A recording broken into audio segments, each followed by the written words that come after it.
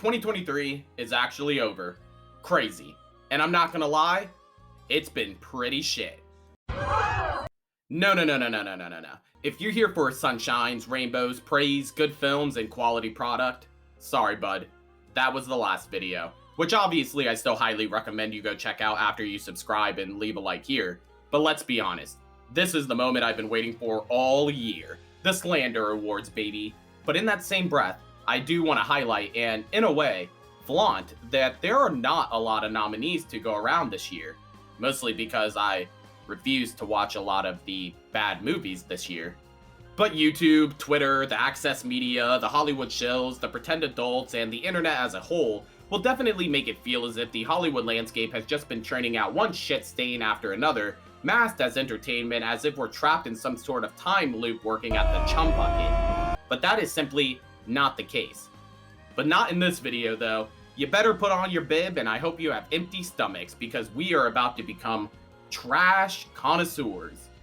From some of the biggest box office flops that we have ever seen, to the failed launchings of new characters in an old universe, reboots, rehashes, retellings, reimaginings, race swaps, identity politics, you name it. In 2023, when it comes to the shit stain on a screen content factory that is the majority of these major studios, what they lack in quantity was made up for in quality.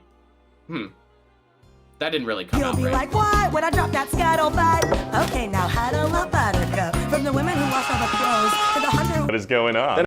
I should say that I have made separate individualized videos for all of these nominees and eventual winners. Losers? Winners of the losers? Whatever. Let's get to the shit stains and let's get these Slander Awards started. Of course, I should iterate that these are just my opinions. And also movies that I have never seen this year will not make the list. So movies like Shazam 2, Wish, and The Expendables? Did I say that right? Who cares? Shit stains. But with that being said, let's get to the worst of 2023. Starting off with our nominees for Slander with an asterisk. In order to not spend too much time on honorary mentions or slander with an asterisk, I wouldn't be surprised in the slightest if the majority of people were to have The Mandalorian Season 3 on their worst of 2023 list. It wasn't a good season in the slightest. Pedro Pascal pretty much doing voice lines from his basement and not even having the respect to show up on set with his fellow colleagues sums up the atmosphere and energy surrounding this season.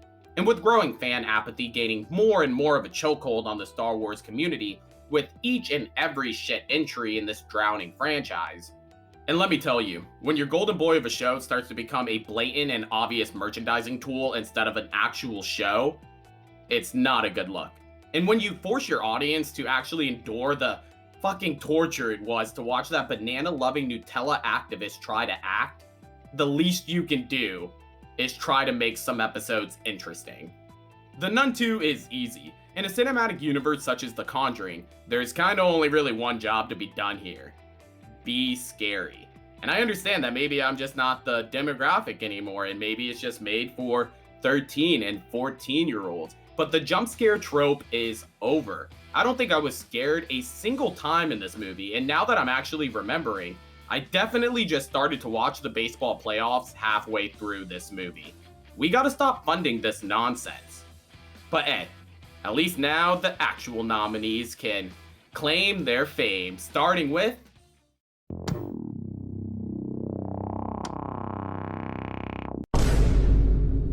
Yo, we need to lock up these frauds. All of those mouth breathers that claim that this movie was some type of god tier movie, shouting from the mountaintops that this was truly one of the best superhero films ever made, should have a full ban from having opinions and forced to wear clown makeup for the public. What a bunch of paid shills. The question is, what is not wrong with this movie? Let's forget about the off-field shenanigans of Ezra Miller and the lack of consequences that he faced because, objectively, that's not a part of the movie. But what we were forced to ingest was a poorly paced, directionless piece of garbage mixed with tasteless cameos, horrific CGI, and frankly, having one of the most annoying tones and dialogue sequences with the decision to not only have one, but 2 Ezra Millers. For the group of people that were pandered to when it comes to the Michael Keaton Batman, because I'm not in that group, I can't imagine that it was a fun portrayal of a character because, yet again, Hollywood seems to have some type of hard-on for the character trope of stoic hero becoming a depressed and decrepit old man. Even with the advancements of studio technology enabling the character to do things on screen that was never before possible back in his prime, the movie does you no favors with the character himself.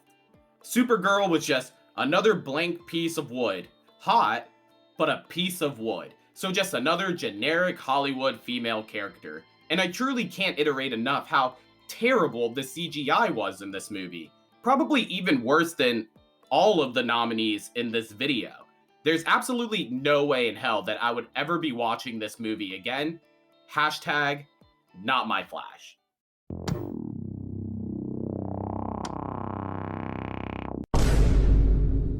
Okay, so admittedly, this is a very predictable entry on this list. Velma Season 1, much like She-Hulk, was made for the sole purpose of pissing people off.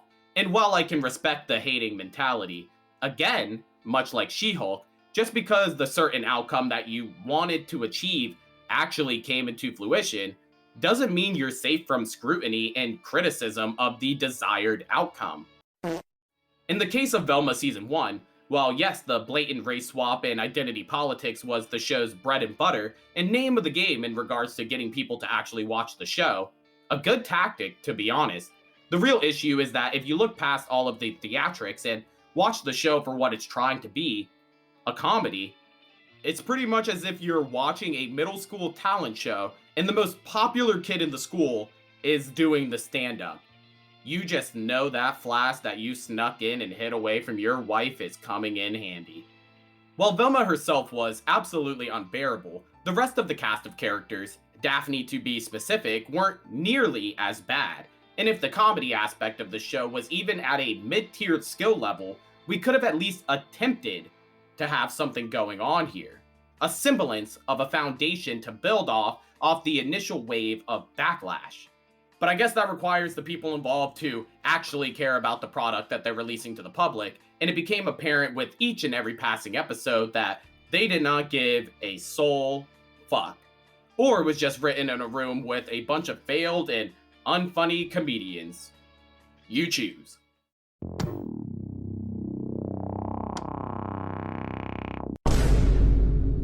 As someone who didn't really grow up with Indiana Jones, I won't lie in saying that I wasn't really fully invested in the character assassination that others in, say, their mid-30s or above might have felt.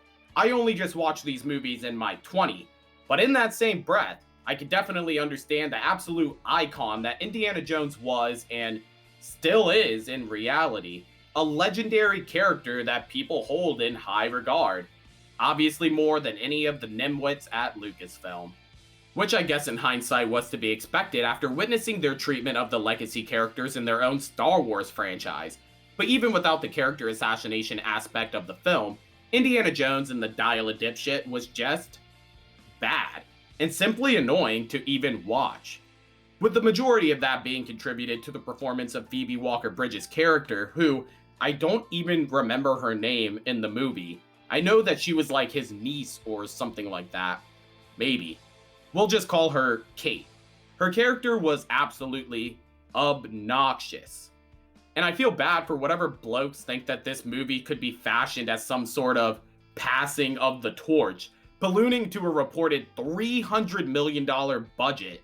This truly might go down as one of the biggest box office flops of all time.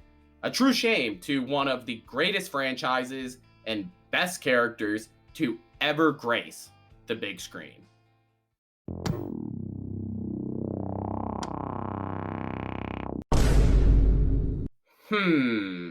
Okay, so I'm trying to figure out how brief I want to make this segment. For the most part, the majority of people already know the main and highlighted issues that this film faced when released, and continue to face post-release, for different reasons, mind you. But with Antman 3, well, the MCU was damn near in the gutter by the time this movie rolled around, with the releases of Thor, Love and Thunder and She-Hulk still fresh in the minds of audience members and the devastating effects those entries had on the majority of fans. the introduction of Jonathan Majors Kang into the MCU had even some of the most cynical and jaded of fans excited. At least interested in what this character could bring to the table, pretty much encompassing and solving the biggest problems that the MCU was facing narratively in universe with one fell swoop. But that is not what we got. Instead, what the audience got was an incomprehensibly smart, obnoxious, and recasted girl boss, not even trying to pretend to be the character that was already established in the MCU. A discount version of not even Thanos, Ultron, Hela, Zemo, Killmonger, or Loki, but think like the Frost Giant from Thor: The Dark World. So forgettable and incompetent that it truly left me speechless for the majority of scenes while watching the movie. The old character of Hank is nowhere to be found, Hope is actually nowhere to be found, and Janet might truly be not one of the dumbest superheroes in the MCU, but one of the dumbest humans in the MCU overall, not only putting her family in danger, but the entire multiverse in danger because she what? Cheated on her husband with Bill Murray or something? A true bloke. Worse than when Star-Lord punched Thanos, I think that this was the entry when the majority of people, even when holding on for dear life, decided to do themselves a favor and let go. And well, good for them because it doesn't get much better.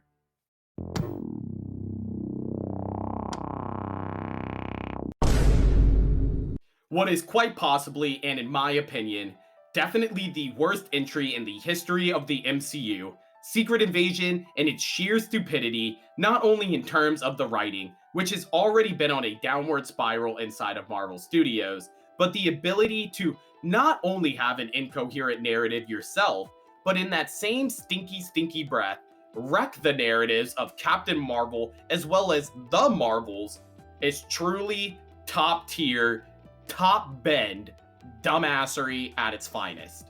Not to mention that the character assassination is at an all-time high in this glorified MCU product, somehow finding a way to destroy their hopes of anyone actually giving a sliver of a brain cell to this show after killing off Robin, Maria Hill's character, killing off Talos, while yes, he was still a piece of celery, he was still easily the most interesting character in the show, as well as solidifying the buffoon that Nick Fury has now become post-Endgame, which again has been a character choice that the MCU has been laying the groundwork for a long time in recent MCU products. But this show surely slapped me in the face of how deep in the sunken place we are truly in.